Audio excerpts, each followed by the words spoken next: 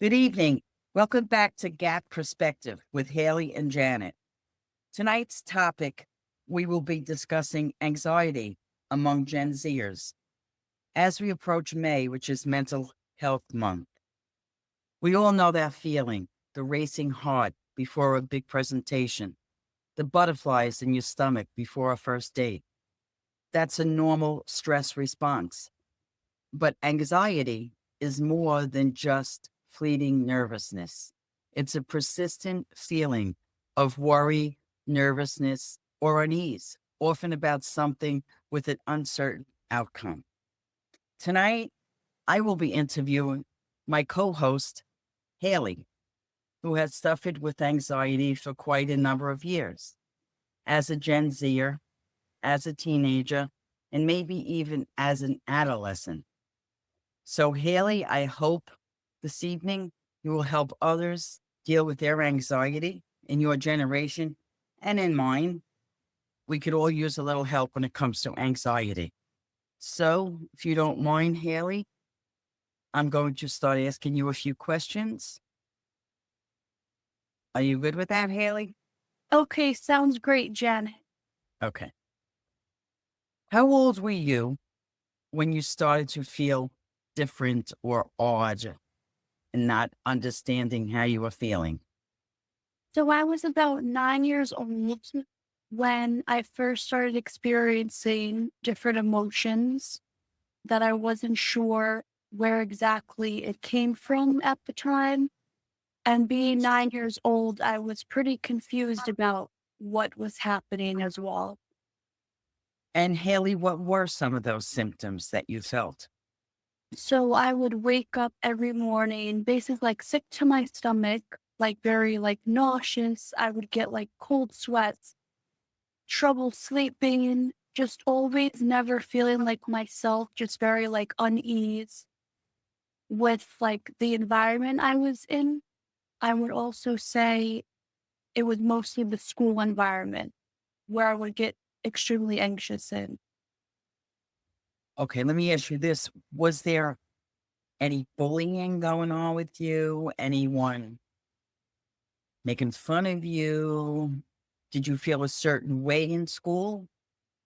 No, I had a lot of friends in school, not necessarily like very supportive because when I started feeling these emotions, they were also the same age as me, like we're 8, 9 years old.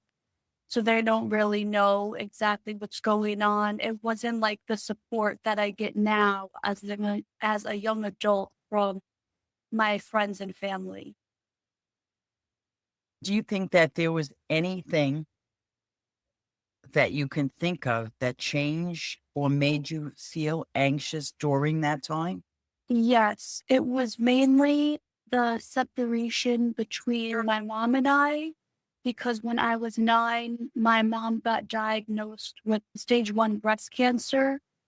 I feel like that is what triggered my anxiety because now for our listeners or just the general statement from me, if you research, anxiety comes from a traumatic event that has happened in your life. And I feel like that was something that was the root of my anxiety because I was always nervous that one day I would come home from school and she would possibly like have passed away or something bad would happen to her. So you're saying in so many words that anxiety can be fear of the unknown. Yes. Yeah. Okay. Yeah, I had anxiety for a little bit myself, but that's a different story in a different age group. We could talk about that at the end. Um, what do you think was instrumental in helping you get through your anxiety, and how did you get it under control? And how long did it take you? What age were you finally able to deal with it in a way that kept it at a minimum? So I feel like from the start of it, when I was 9 years old, I did start going to therapy, and I would speak to a therapist every week because it was so bad when I was that young, because it was so many different feelings and emotions. And at the time, as a 9-year old, you don't really know how to control your brain and how your brain reacts to things as a 9-year old compared to me now as a 24-year-old, where I'm able to like calm my brain down. You're able to just like talk to yourself and say like you're okay, you're going to be okay. Whereas like a 9-year old, it was very like just very manic. Like you didn't know how to respond to those feelings that I was having. So now I feel like just recently in my life, I really got a grip on my anxiety. In my early 20s was really when it started to calm down for me. I feel like me exercising and going to yoga, speaking to friends and family about whatever it is that I'm going through at a period of time has helped me. But mainly for me, it has been therapy. I know there's a stigma over therapy with people. A lot of people don't want to talk about their problems with a so-called stranger, but I do feel like it's a good outlet and people should give it a try. Now, when you say therapy, do you mean a psychiatrist or do you mean a therapist? No, therapist. I do not speak to a psychiatrist. Have you ever? I have. It was around the COVID period, so I was around 2021 at the time. And my experience was just very different, and it was just not really my vibe. It wasn't for me. Okay. What advice would you give to your Gen Z listeners or even us baby boomers who have children and grandchildren for their anxiety issues? What advice would you give to them? Remember, everyone listening, we are not medical doctors. This is all based on personal experience with Haley. Like, You can continue, Haley. so I feel like the huge misconception when it comes to anxiety, and it's a sign of weakness or character flaw, where for me personally, it doesn't define us. Um, I feel like it's not a sign of weakness that everyone goes through different things in life. And I feel like you should just take it one day at a time and not think into the future. Like you should stick in the present. You shouldn't think about the past and you shouldn't think about the future. You should think of the now. And also, a great outlet for me has been my friends and family, being able to vent to them about personal things that have went on has definitely helped me as well. But my advice to younger people and for baby boomers or any of our listeners is just to take it one day at a time and not to be so hard on yourself. And you should also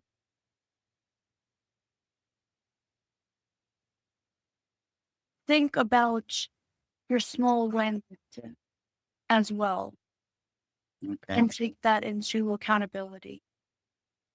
Okay. Um, I had my own experience with anxiety, except I was older. I was in my 40s and my son was around 3, and I never had anxiety in my life. And when I was driving, all of a sudden, I had him in the back seat. It was him and I. I got so, like, I felt like very nervous. My stomach, I felt like I was in a cold sweat and was scared. There was a fear that came over me. And I was like, what is going on here? I got to my friend's house. She said to me, just relax. And if you want, I can give you something to calm you down, but then I'm saying, well, how am I going to drive if she gives me something to calm down? But I had to get back home. I was out of town. It was a half hour away. So anyway, she did. She gave me something to calm down and I made it home. Then the next time I was out in the car, it seemed to happen to me when I was driving, only with my son. So why I think in my mind that it's a fear of the unknown, maybe it was in my case, the fear of not knowing, am I going to get in an accident with the baby? Is something going to happen while I have the baby in the car? It was crazy. Or the other thing I thought of, it could be hormonal because it seems more women. I don't know if I'm correct in saying this. I really don't have any statistical answers for this or proof, but it seems more women seem to be getting anxiety. Do you agree with me, Haley? Or men don't talk about it, maybe? I feel like men don't talk about it, and there's also a stigma I feel around men mental health as well, that they feel like, oh, they can't talk about it. It's a sign of weakness. I feel like that also mainly is what represents them. And I feel like men shouldn't feel that way and they should express how they feel and get the help that they need. They always feel like they have to be strong all the time, represent themselves in that way. And none of us are made of steel. So I feel like they That's should correct. talk about their problems as well. That's the thing. The way I got out of it was I was taking a course in Trenton, New Jersey. And when they told me I had to drive, I was like, oh my God, I can't drive there. How am I ever going to get there? So a friend of mine said, listen, I live in Clark and I was in Jersey City. She said, you can drive to my house, which was one exit on the turnpike. If anybody listening knows New Jersey, we do everything by exit on the Parkway and the turnpike. She was like on exit 13. I had to come from 14A. So it wasn't that far. You know what helped me? I started listening to books on tape. And I got in the car and I drove to her house. I listened to the books on tape. It kind of kept me distracted from whatever it was I was thinking. But I was alone. I didn't have my son with me. And I drove to her house and she drove to Trenton. That helped me tremendously. The thing that I'm saying is I took that step. I didn't want to just stop like you, Haley. You keep going. You Right. don't just give in to it. And there are people that are so afraid that they give into it and they end up, maybe taking pills a lot or things like that. Everybody deals with things differently. Like I said, we're not doctors on this show. These are just personal opinions. Everybody deals with things differently. But the best advice the both of us could give, Gen Zers and baby boomers, is exercise, good diet, and having faith in yourself. Everybody is susceptible to having an anxiety attack or be afraid of something. And the thing is, you just have to learn how to deal with it. Like Haley said, and I agree with you, Haley, is to try to live in the moment. You get caught up so fast and thinking about your past and, oh, I should have did this. Why didn't I do that? And it really messes up your mind. Right. So it's very good to think positive and daily. Um, According to the National Institute of Mental Health, the prevalence of depression and anxiety among Gen Zers ages between years between 97 and 2012 is much higher than other groups. Depression in the Z adults are 22% reported experiencing a major depression episode in the past year, compared to 17% of adults aged 26 to 44. 13% of 44 to 64-year-olds. Anxiety, 31% of Gen Zers experience anxiety disorders in the past year. 20% of adults aged 26 to 44. 14% age 45 to 64. And that's from the National Institute of Mental Health. So it seems that people are really anxious. I don't know if it's because of social media. I mean, it could be from social media. It could be from the outside environment. I think that this generation is really raised on the internet, and it's causing a problem because they spend more time on social media daily than anybody else in your age group. And on there, you can have problems because if you're trying to, say, do something on YouTube, and then you're going to get ridiculed by people. And that's a part of life. If you're going to put yourself out there, you're going to get responses. For every action, there's a reaction. So I think that's another part of why this Gen Z generation is very anxious. Haley, what do you think about that with social media being a part of it? I feel like social media does have a very high impact on Gen Zers. We basically will want it. I'm a bit guilty for that one. I know you are. With me, with anything that I post, like on TikTok, just like anything like personal, where if it's me singing a song or just like showing off my outfit or something like that, I never turn my comments off, but if I do get any, most of the time I don't really look at them because if there are any like hate comments or things like that, like I would never want anybody to bring my mood down or just even feed into someone's negative energy. So I just like pay it no mind.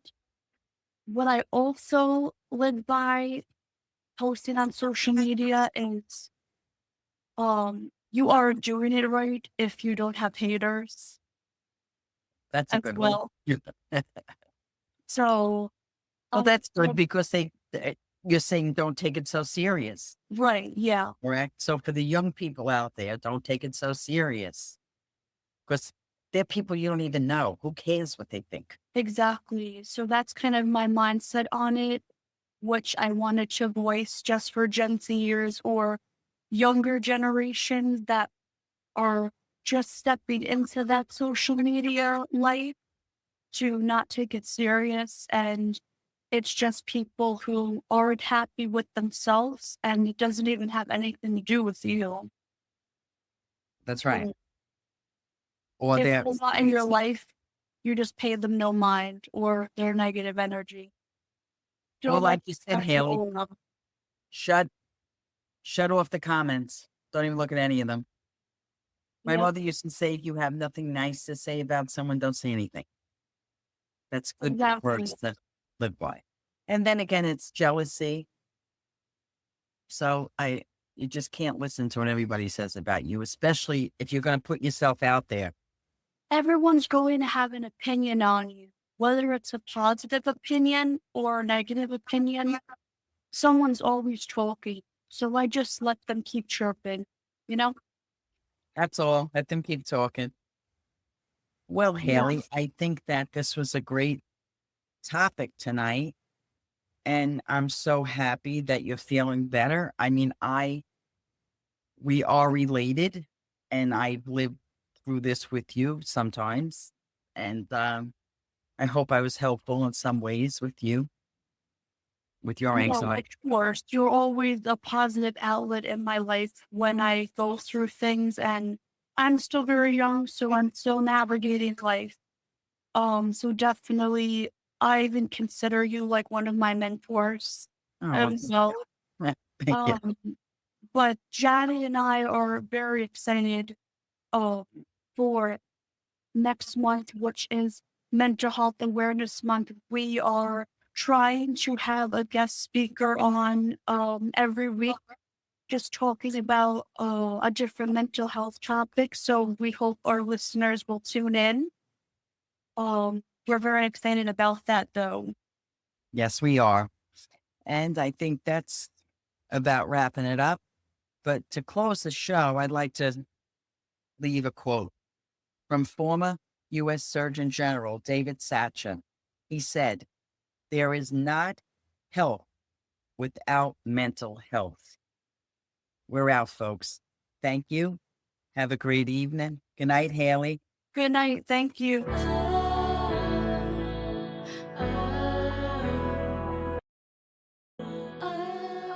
Holding hands with my anxiety.